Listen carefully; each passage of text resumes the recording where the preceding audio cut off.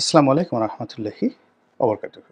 সম্মানিত দর্শক, আমিরে জামাত ডক্টর শফিকুর রহমান অতি সম্প্রতি লন্ডনে বেগম খালেদা জিয়ার সঙ্গে দেখা করেছেন এবং তারেক রহমান সাহেবের সঙ্গে বৈঠক করেছেন। এরকম একটি সংবাদ যখন সামনে এলো, বেশিরভাগ মানুষ অবিশ্বাস করেছে, বিশ্বাস করেনি। কারণ হলো যে গত কয়েক মাসে জামাত এবং বিএনপির মধ্যে যে দাকুমড়ার সম্পর্ক, এই সম্পর্কের ভিত্তিতে এই সাক্ষাৎটি হতে পারে না। এক, দুই নম্বর হলো যে জামাত এবং বিএনপির মধ্যে সেই যে 2016-17 সন থেকে যে টানাপোড়েন, এখানে এক পক্ষ চেয়েছে জামাতের সঙ্গে বিএনপির সৌহার্দ্যতা থাকুক, আর ভারতপন্থী যে সকল বিএনপির নেতা রয়েছেন তারা সবসময় চেয়েছে যে জামাত যতক্ষণ পর্যন্ত বিএনপির সঙ্গে আছে ততক্ষণ পর্যন্ত ভারত বিএনপিকে ছাড় দেবে না। এবং অতীতে যে কয়বারই বিএনপি ক্ষমতায় এসেছে সবসময় ভারতের একটা গ্রিন সিগন্যাল ছিল, কিন্তু বিএনপি সেই গ্রিন সিগন্যালটি ধরে রাখতে পারেনি। আবার আওয়ামী লীগ যে কয়বারই ক্ষমতায় এসেছে বা ক্ষমতায় চলে গেছে এই গ্রিন সিগন্যাল রেড সিগন্যালের কারণে। তো এটা বিএনপি খুব ভালো করে বুঝে, কিন্তু কেন জানি সবাই বলছিলেন যে বেগম জিয়া যেমন জামাতের প্রতি দুর্বলতা রয়েছে, তার চেয়ে জনাব তারেক রহমান সাহেবের দুর্বলতা অনেক অনেক বেশি।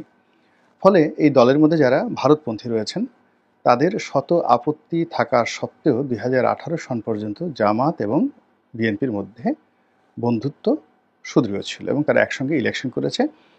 তাদের যে নিবন্ধন, সেই নিবন্ধন না থাকা সত্ত্বেও তারা বিএনপির হয়ে নির্বাচন করেছে। কিন্তু নির্বাচনের পর বারবার বিভিন্ন কারণে জামাত, হয়তো কৌশলগত কারণে, হয়তোবা বিএনপির তাচ্ছিলের কারণে, হয়তোবা আওয়ামী লীগের কূটকৌশলের কারণে, অথবা আওয়ামী লীগ চেয়েছে যে জামাত বিএনপি থেকে আলাদা হয়ে যাক এবং তারা একটা স্বতন্ত্র দল হিসাবে তারা রাজনীতি করুক। সে কারণে হোক না কেন তাদের মধ্যে একটা দূরত্ব তৈরি হয়েছে এবং সেই দূরত্বটা এই জুলাই আগস্ট বিপ্লবের পরে একেবারে সাপে নেউলে, মানে সাপ বেজির সম্পর্ক যেরকম হয় ওইরকম সম্পর্ক হয়ে গেছে। তো সেই অবস্থাতে জামাতের আমির তিনি হঠাৎ করে বেগম জিয়ার সঙ্গে দেখা করবেন, তারেক রহমান সাহেবের সঙ্গে দেখা করবেন, এটি একটি অবিশ্বাস্য ঘটনা। কিন্তু পরবর্তীতে যখন বিভিন্ন সোর্স থেকে এটি নিশ্চিত করা হলো যে হ্যাঁ তাদের সাক্ষাৎ হয়েছে এবং স্বয়ং জামাতের আমির বিভিন্ন সংবাদ মাধ্যমে যখন স্বীকার করলেন এবং তিনি যখন এই কথাগুলো বললেন, তখন এখানে পরস্পর বিরোধী কথাবার্তা চালু হয়ে গেল। যারা জামাতপন্থী লোক তারা অনেকে বলার চেষ্টা করছেন যে বেগম জিয়া খুব অসুস্থ ছিলেন, তাকে দেখতে যাওয়াটা একটা মানবিক দায়িত্বের মধ্যে ছিল। এর কারণ হলো দীর্ঘদিন জামাতের সঙ্গে বিএনপির সম্পর্ক ছিল, আর বেগম জিয়া বয়োবৃদ্ধা, তিনি জামাতকে খুবই পছন্দ করেন এবং জামাত তার প্রতি কৃতজ্ঞ। তার এই অসুস্থতার সময় জামাতের আমির তার সঙ্গে মানবিক কারণে দেখা করতে গিয়েছেন। এটা হলো একেবারে সাদামাটা পজিটিভ প্রচারণা। 2 নম্বরে যারা বলার চেষ্টা করছেন তারা হলো যে বেগম জিয়া তাকে দেখে আবেগ আপ্লুত হয়েছেন, তিনি কান্নাকাটি করেছেন এবং কেন জামাত বিএনপিকে ছেড়ে গেল। এই সময় জামাতের অবর্তমানে বিএনপি অনেকটা কুলহারা রমণীর মতো হয়ে গেছে, বা মানে মাঝিহারা মাঝিহীন নৌকার মতো হয়ে গেছে। ফলে জামাতের যে শক্ত এবং বলিষ্ঠ নেতৃত্ব এবং জামাতের যে অলিত্ব, এটা ছাড়া বিএনপিকে রক্ষা করা সম্ভব নয়। জনাব তারেক রহমান সাহেব যদি জামাতের আমিরের সাহায্য না পান তাহলে তিনি কি করে দেশ চালাবেন। এইভাবে বেগম জিয়া আকুতি জানিয়েছেন যেন আবার জামাতের সঙ্গে বিএনপির একটা বন্ধুত্ব হয়। এইভাবে জামাতপন্থী যারা লোকজন রয়েছেন নেগেটিভ অর্থে জামাতকে বড় করার জন্য এবং বিএনপিকে ছোট করার জন্য সোশ্যাল মিডিয়াতে এই কথাগুলো বলে যাচ্ছেন একের পর এক। আর বিএনপির যারা লোকজন সোশ্যাল মিডিয়াতে তাদের বক্তব্যটা হলো যে শেষ পর্যন্ত তো সেই নাকে খত দিলি মধ্যখানে পানি ঘোলা করে, বা সেই জল খেলি পানি ঘোলা করে। তো বিএনপি ছাড়া কি জামাতের কোনো অস্তিত্ব আছে? এত বড় বড় কথা বলার পরে আবার সেই তারেক রহমান সাহেবের, তারা বেগম জিয়াকে বলছে না, তারা বলছে তারেক রহমান সাহেব, তারেক রহমান সাহেবের কদমবুছি করার জন্য জামাতের আমিরকে সেই লন্ডন পর্যন্ত যেতে হয়েছে। এবং তারা বলার চেষ্টা করেছেন যে তিনি সেখানে গিয়ে হয়তো দিনের পর দিন বসে আছেন একটা অ্যাপয়েন্টমেন্টের জন্য। তারেক রহমান সাহেব অ্যাপয়েন্টমেন্ট দিতে চান নাই, তাকে বিভিন্ন অ্যাঙ্গেল থেকে হাতে পায়ে ধরে রিকোয়েস্ট করে তিনি সেই অ্যাপয়েন্টমেন্ট দিয়েছেন। এবং অনেকে ঠাট্টা করে বলার চেষ্টা করছেন যে এই যে এখন তারেক রহমান সাহেব যে বিড়াল নিয়ে ছবি তুলেছেন, বিড়াল নিয়ে ছবি তুলছেন, বিড়াল কোলে নিয়ে ছবি তুলেছেন, বিড়ালকে পাশে বসিয়ে তিনি ছবি তুলেছেন। সবাই বলার চেষ্টা করেছেন যে যখন তিনি সেই জামাতের আমিরের সঙ্গে বৈঠকে ছিলেন তখন সেই বিড়ালটা কোথায় ছিল। তিনি শুধু সেই বিড়ালটা পাশে রেখে জামাতের আমিরের সাথে কথা বলে থাকেন, নিঃসন্দেহে এটা তার জন্য একটা বিরাট অবমাননাকর এবং তাচ্ছিল্যের বিষয়। এবং এই ঘটনা কিন্তু ঘটে, অনেক সময় ঘটে। যেমন দেখা গেল জেআরডি টাটা, এই যে টাটা গ্রুপের এখন যে রতন টাটা, রতন টাটার বাবা। তো জেআরডি টাটা 60-এর দশকে সমস্ত ভারতবর্ষের সর্বজন শ্রদ্ধেয় একজন ব্যবসায়ী ছিলেন, ব্যবসায়ী নেতা ছিলেন, এবং সারা ভারতবর্ষ তাকে খুব সম্মান করত। এবং জামশেদজি টাটার চাইতেও জেআরডি টাটার সম্মান অনেক বেশি ছিল, যিনি টাটা গ্রুপ প্রতিষ্ঠা করেছেন। তো ইন্দিরা গান্ধী একবার তাকে দাওয়াত করে নিলেন। সেটা আমি সেই সাক্ষাৎকারটা, জেআরডি টাটার সাক্ষাৎকারটা আমি দেখেছি সিমি গারওয়ালের সাক্ষাৎকারে।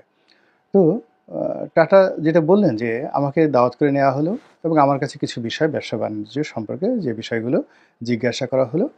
তো সেই বিষয়গুলো আমি বললাম, একেবারে সত্য কথা। এবং সম্ভবত তার পছন্দ হলো না, আমার কথাগুলো পছন্দ হলো না, ফলে তিনি আর আমার প্রতি অ্যাটেন্টিভ রইলেন না। আমি কথা বলতেছিলাম, তো এই সময় তিনি অন্যদিকে তাকিয়ে তার টেবিলে যে বিভিন্ন খাম ছিল সেই খামগুলোকে তিনি খুলছিলেন, দেখার চেষ্টা করছিলেন, মাঝে মাঝে উদাস দৃষ্টিতে জানালার দিকে তাকাচ্ছিলেন, এলোমেলো আচরণ। তো টাটা বললেন যে আমি বুঝে গেলাম যে what is the body language, আমার আর কথা বলা উচিত না, আর দ্বিতীয়ত ভবিষ্যতে এখানে আমার আর আসা উচিত নয়। তো এই যে জেআরডি টাটার এই আত্মমর্যাদাবোধ ছিল, কিন্তু আমাদের দেশের রাজনীতিবিদদের এই আত্মমর্যাদাবোধ নেই। আমরা ক্ষমতার জন্য সব কিছু করতে পারি, পা ধরতে পারি, তারপর শেষে কাউকে সুসু করে দিতে পারি। সুসু তো বুঝেন আপনারা কী জিনিসটা হয়, কোনটাকে সুসু বলে। তো আমরা কাউকে সুসু করে দিতে পারি, আমরা কারো জুতো মাথায় নিয়ে ঘুরতে পারি, তারপর শেষে কারো পায়ের উপরে একেবারে কপাল ঠেকিয়ে দিতে পারি। এখন তো এই ধরনের পীর পূজা খুব হচ্ছে বাংলাদেশে। তারপরে জুতোর তলা যদি লেহন করতে হয়, মানে চাটতে হয়, সেটা আমরা করতে পারি ক্ষমতার জন্য। কিন্তু মাথা উঁচু করে সিংহ বিক্রমে জেআরডি টাটার মতো ওইভাবে দাঁড়িয়ে থাকার হিম্মত আমাদের দেশের পলিটিক্সে নেই। আর এই কারণে কি হচ্ছে, জামাতের আমির ডক্টর শফিকের মতো একজন সম্মানিত মানুষকে নিয়ে যারা জামাত বিরোধী লোকজন, তারা এইভাবে ট্রল করে নানা রকম তারেক রহমান সাহেব তার বিড়ালকে নিয়ে, লন্ডনের বিভিন্ন বিষয়াদি নিয়ে বলার চেষ্টা করছেন।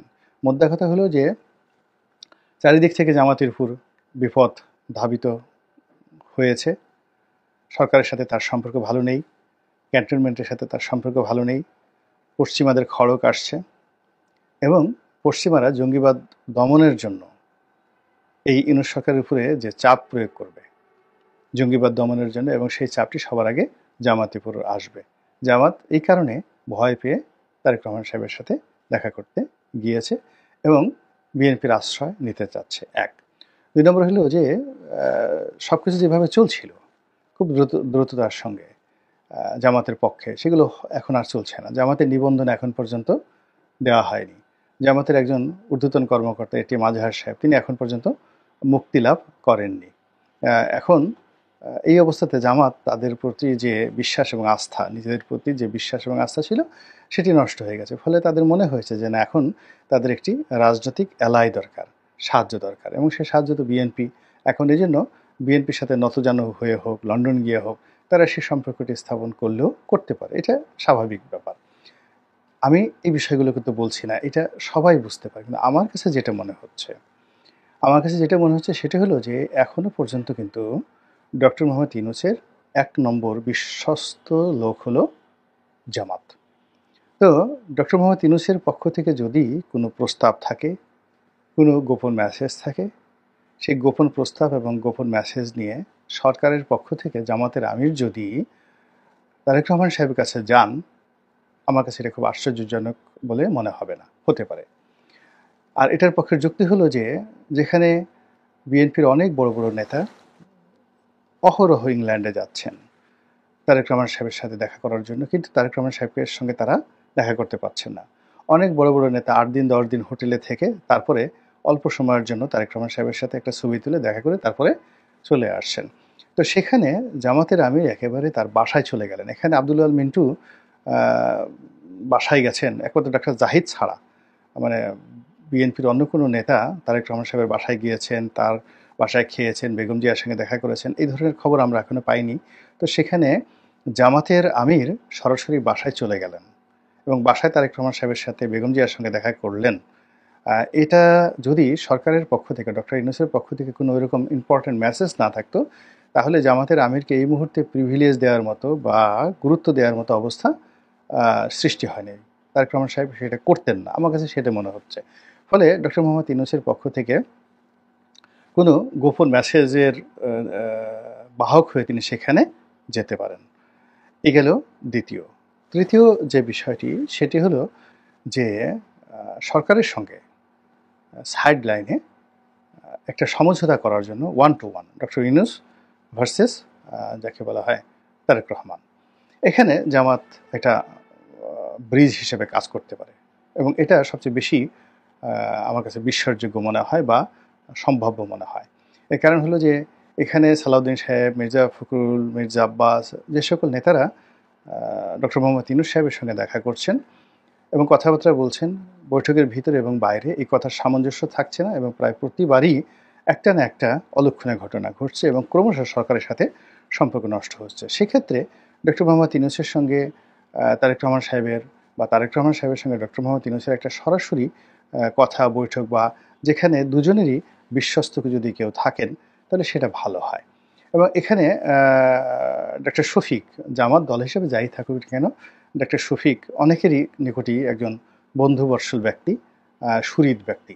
2 নম্বর হলো সিলেটে তার একটা কানেক্টিভিটি রয়েছে এবং এই মুহূর্তে যুক্তরাজ্য বিএনপি যিনি সভাপতি তিনি একজন সিলেটের ভদ্রলোক, তার সঙ্গে আমির সাহেবের ভালো সম্পর্ক থাকতে পারে, আমিরের জামাতে ভালো সম্পর্ক থাকতে পারে এবং সেই সুবাদে এই বৈঠকটি একেবারে ঘরোয়া পর্যায়ে হয়ে যেতে পারে। ঘটনা যাই হোক না কেন, এটা রাজনীতি এবং রাজনীতির একটা কূটকৌশল এবং সেই কূটকৌশলে এখন আমরা এরকম একটা ত্রিভুজের মধ্যে এসে পৌঁছে গেছি। 3 দিক থেকে যে চাপ আসছে, সে চাপে যা কিছুই হোক না কেন খুব দ্রুত যে ভালো কিছু একটা হবে, সন্তোষজনক কিছু একটা হবে বা উইন উইন সিচুয়েশন, জামাতের লাভ হবে, বিএনপির লাভ হবে, তারপরে শেষে যাকে বলা হয় ডক্টর মোহাম্মদ ইউনূসের লাভ হবে, এর 1% সম্ভাবনা নেই। সম্ভাবনাটা কেন নষ্ট হচ্ছে? এর কারণ হলো সেই যে 1/11 থেকে আজ অবধি দেশের সব কিছু কিন্তু উল্টো স্রোতে চলছে। 2009 থেকে আওয়ামী লীগকে দায়ী করেন, তার আগে 3 বছর আপনি 1/11 সরকারকে দায়ী করেন, তার আগে সেই 2001 থেকে 2006 ওই সময় হাওয়া ভবন সংশ্লিষ্ট যে সমস্ত লোকজন ছিল তাদেরকে দায়ী করেন। ক্রমশ যে ক্ষতগুলো তৈরি হয়েছে সেই ক্ষতগুলো মানবিকতায়, চিন্তা চেতনায়, চরিত্রে, আচার আচরণে, ব্যক্তিত্বে, সততায়, ন্যায়নিষ্ঠতায়, অমানবিকতায়, অশিষ্টাচারে আমরা যে বড় বড় গর্তগুলো তৈরি করেছি, এই গর্তগুলো ভরাট না হওয়া পর্যন্ত এই জমিনে শান্তির বাতাস বইবে না। আল্লাহ আমাদের সবাইকে হেদায়েত দান করুন এবং হেফাজত করুন। আসসালামু আলাইকুম ওয়া রাহমাতুল্লাহি ওয়া বারাকাতুহু।